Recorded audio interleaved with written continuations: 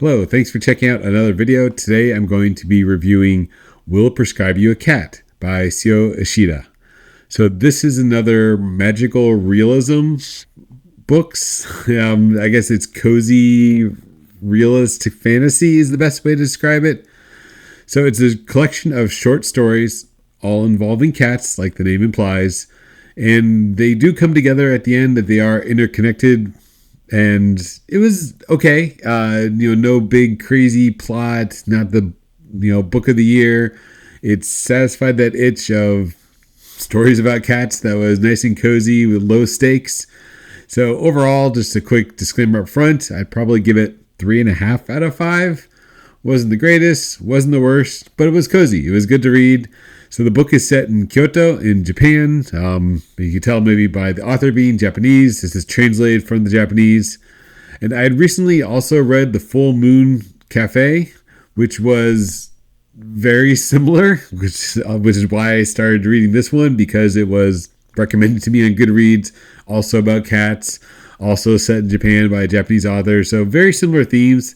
And I did a little digging, and I couldn't tell which one came out first because I noticed a lot of the same themes in both books. So again, I'm not sure if it's just a quirk of the genre or just cats in general in Japan for Japanese authors, but it seems like Full Moon Coffee Shop came out first, at least in Japan in 2020, and this one came out later, so maybe there's a bit of influence there. But anyways, the book itself, like I mentioned, it's 5 vignettes, little short stories, not quite as interconnected as Full Moon, but they start off strong. I like the first 3 stories a lot. They took a while to get into, but it was about cats, and basically the human in the story is having a problem, and they seek out a psychiatrist, but instead of prescribing drugs and medications, they prescribe a cat. And similar to Full Moon Coffee Shop, this is one of the similarities here, is that the doctor's office just appears in a magical setting. So that was very cozy, this magical realism that the clinic appears when you need it for the people that need it.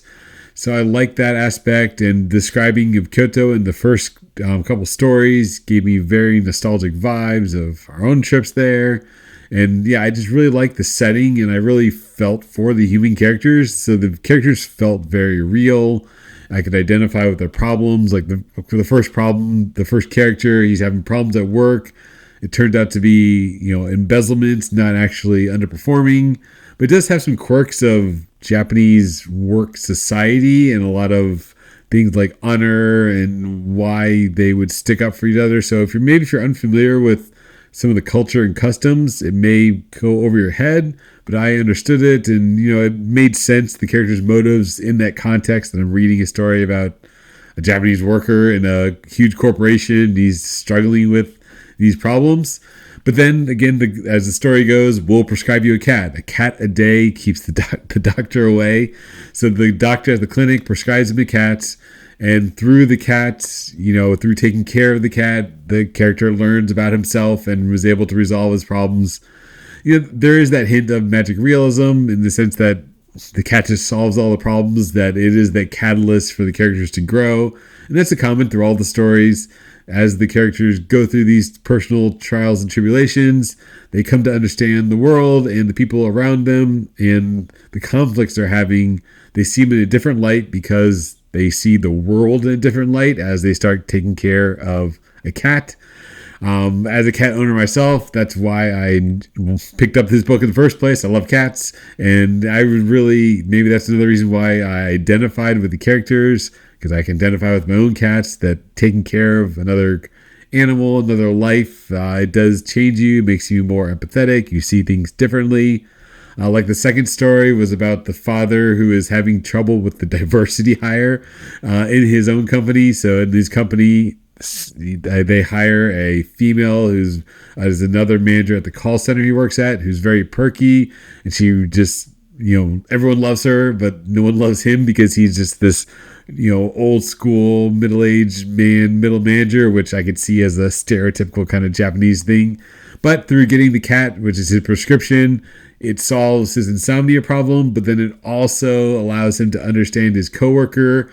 And I just totally love that scene where he's the main character, and the second story is, reconnecting with his daughter because he's taking photos of the cats and they're taking cat videos. And through that, he's able to understand the female coworker and how much effort it takes to leave positive comments and things like that. It was just very cozy. Yeah, it's not like these earth-shattering, crazy, plot settings, but it just these short little human vignettes. And then as we got to this third and fourth story, I maybe should have made the connection earlier, but the connection of what was really going on, or at least the author decided to change up things and kind of wrap things up. And they start, maybe I missed it in the first couple stories, but here's the spoiler that the mystical cat clinic, just like Full Moon Coffee Shop, was actually run by cats, or it's at least strongly hinted, very bluntly, that at least the nurse and the doctor are the actual cats. And so it's cats running a cat clinic, and they prescribe cats.